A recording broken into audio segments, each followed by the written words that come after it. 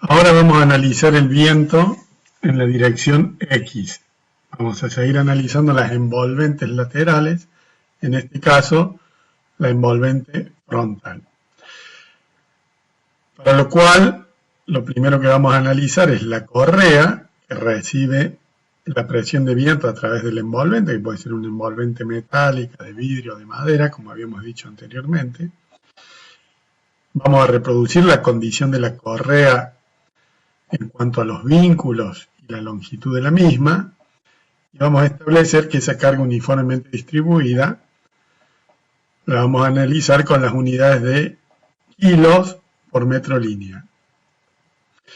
Para que el sistema esté en equilibrio, esas acciones que son uniformemente distribuidas van a ser equilibradas por reacciones que se van a producir en los vínculos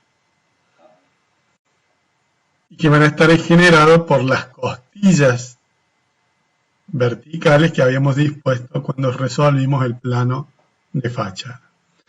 Esas costillas que estaban vinculadas al borde inferior de la viga principal, ese es el esquema de las vigas, eso sería un corte de las vigas donde tenemos el cordón superior y el cordón inferior. En el cordón superior se había configurado el plano resistente superior, el plano de cubierta, y estas costillas que están vinculados al cordón inferior y al plano de fundaciones a través del vínculo de esa articulación fija. Configuramos la costilla, donde le dábamos la mayor dimensión, donde íbamos a tener el mayor esfuerzo flexional generado por las acciones horizontales, y ese punto, que era un punto inestable frente a las acciones horizontales, porque se trata de un sistema con 3 articulaciones alineadas, tenemos que generar, ¿cierto?, algún elemento, algún plano, o proponer algún elemento que impida ese desplazamiento horizontal de esa articulación intermedia. Las acciones sobre la costilla son las reacciones de las correas. Las reacciones de las correas se transformaron en acciones sobre la costilla. Nosotros tenemos que garantizar la estabilidad, ¿no es cierto?, de esa articulación intermedia. Esto puede ser a través de un puntal que lo vincule al plano de cubierta, o como lo propuesto en la axonométrica, ¿cierto?, cuando definimos el diseño de las envolventes, puede ser proponiendo una viga horizontal intermedia. Ahí tenemos la reacción a nivel de fundaciones, que me lo va a generar el vínculo,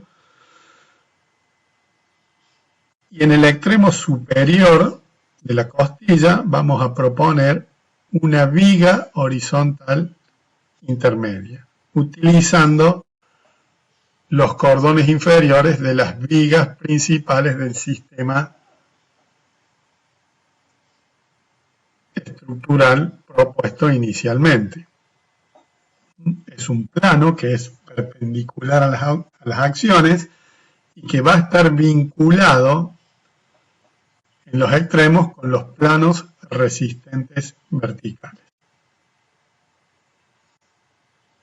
Vamos a seguir con el análisis de la viga horizontal inferior, esa que habíamos propuesto, que va a ser la encargada de tomar las acciones de las costillas. Esa reacción que necesita la costilla para mantener el equilibrio va a ser generada por esta viga horizontal intermedia. Vamos a reproducir las condiciones de vínculo que se van a producir donde esta viga horizontal intermedia se conecta con los planos resistentes verticales, esas triangulaciones que habíamos propuesto en el planteo inicial. utilizando los cordones inferiores de las vigas principales, unas correas dispuestas en el plano inferior y triangulando esos cuadriláteros que se están generando. De esa manera aparece la propuesta de la viga horizontal inferior. ¿Cuáles son las acciones? Las acciones van a ser las que les transfieran las costillas, esa reacción que necesita la costilla. Según el planteo que habíamos propuesto inicialmente, nosotros teníamos una costilla en cada una de las montantes de las vigas, por eso aparece esa acción intermedia sobre la viga, sobre las vigas, ¿cierto?, que están actuando sobre la viga horizontal inferior. La acción del medio es un poco menor porque el área de influencia también es un poco menor. Ahí tenemos las acciones sobre la viga horizontal inferior, y para que este sistema esté en equilibrio, tienen que aparecer las reacciones que equilibren el sistema y que garanticen la estabilidad del mismo. Esas reacciones se van a producir en los vínculos, y los vínculos son los puntos de contacto entre la viga horizontal inferior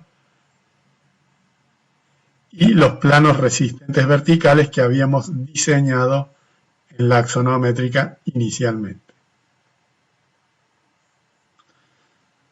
Vamos a graficar esas reacciones.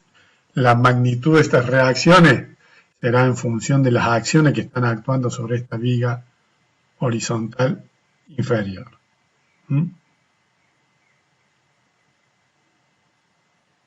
Esa viga horizontal inferior va a estar descargando, ¿no es cierto?, va a estar transfiriendo sus esfuerzos al plano resistente vertical. Ese plano resistente vertical que lo habíamos diseñado como un plano configurado con triangulaciones, donde teníamos en el nivel del cordón inferior de las vigas principales una correa, ¿sí? Ese es el plano resistente vertical, son todas articulaciones las conexiones, y una conexión con el plano superior, ¿cierto?, con triangulaciones dispuestas de manera más aguda. La acción que le transmite la viga horizontal inferior, que es la más importante, la de mayor magnitud, y las acciones que directamente le transfieren las correas que están apoyadas sobre la columna que forma parte del plano resistente vertical. Para que el sistema esté en equilibrio, se van a producir unas reacciones verticales que van a generar un momento reactivo al momento de vuelco que se está generando por las acciones que están actuando, ¿cierto?, por encima del plano de fundaciones, y una reacción horizontal en el vínculo inicial donde se tracciona la diagonal. ¿Por qué no hay dos reacciones horizontales en los vínculos? Porque uno de los tensores, ¿sí?, se comprime y no tiene capacidad de transferir esfuerzos contenidos en su eje. Ese tensor se comprime, por eso no hay una reacción horizontal en ese vínculo. Para generar esas reacciones vamos a estudiar el sistema de fundaciones. Las fundaciones tienen que tener la capacidad de generar las reacciones del plano resistente vertical.